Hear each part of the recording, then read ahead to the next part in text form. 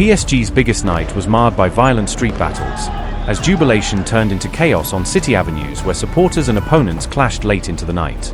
Paris burns after PSG's Champions League triumph, with celebrations spilling out across neighborhoods and flames and smoke casting a grim shadow over the city's victory scenes. Some 8,000 security personnel were deployed amid fears of trouble, flooding key districts with police and stewards to try to contain crowds and prevent further disorder. More than 400 people were arrested as victory celebrations descended into chaos, with mass detentions following clashes, vandalism, and public disorder across several city streets. Cars were torched, flares were fired, and police were overwhelmed in Paris mayhem, leaving scorched vehicles, shattered glass, and law enforcement struggling to restore order. The streets of Paris erupted as PSG fans clashed with riot police, turning what began as jubilant celebrations into violent confrontations between supporters and heavily equipped officers. PSG's continental triumph ignited clashes in cities across France, with police reporting more than 400 people detained after widespread disorder linked to celebrations. Authorities mobilized thousands of officers to contain the unrest, as fights and crowd movements forced temporary shutdowns and delays on metro lines, buses, and major roads across the capital.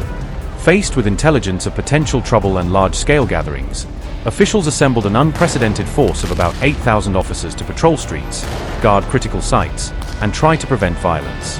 In Paris, roughly 20,000 jubilant supporters swarmed the Champs-Élysées, turning the avenue into a dense sea of fans celebrating the victory late into the night. As some supporters launched fireworks and handheld flares into the crowds, police responded with tear gas and other crowd control measures to try to break up violent pockets of rioting. Tensions peaked after a breakaway group of rioters pushed through barriers and made a concerted attempt to force their way into a police station, provoking a heavy-handed response from officers inside. Multiple officers sustained injuries in the confrontations, receiving treatment for wounds ranging from blows and projectiles to the effects of exposure to thrown objects and chemical irritants. The scenes of violence after PSG's win marked a recurrence of fan disorder, echoing similar football-related unrest that shook the city just last season. Footage circulating on social media captured burning mopeds and bicycles, flares arcing through packed streets, and storefronts vandalized or left with smashed windows across several neighborhoods. Violent skirmishes broke out close to Parc des Princes, the club's home ground, where many fans had gathered around giant screens to watch the match and later spilled into surrounding streets. Official reports list damage to at least 6 vehicles, 2 separate businesses, and a public bus shelter, underscoring the tangible cost of the night's disorder.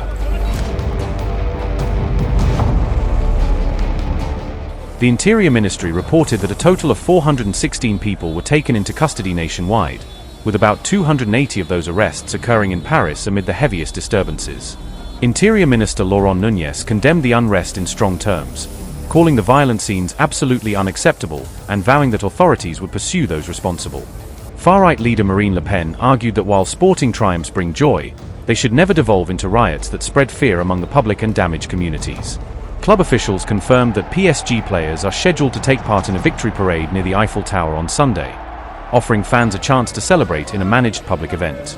President Emmanuel Macron is also expected to formally receive the victorious PSG squad at an official event, acknowledging their achievement amid heightened security concerns. Last year's celebration of PSG's 2025 European title similarly ended in tragedy, as festivities were overshadowed by violent outbreaks that had serious consequences. Authorities said the previous year's unrest claimed 2 lives, tragically including a 17-year-old boy, highlighting the deadly risks when celebrations spiral into violence.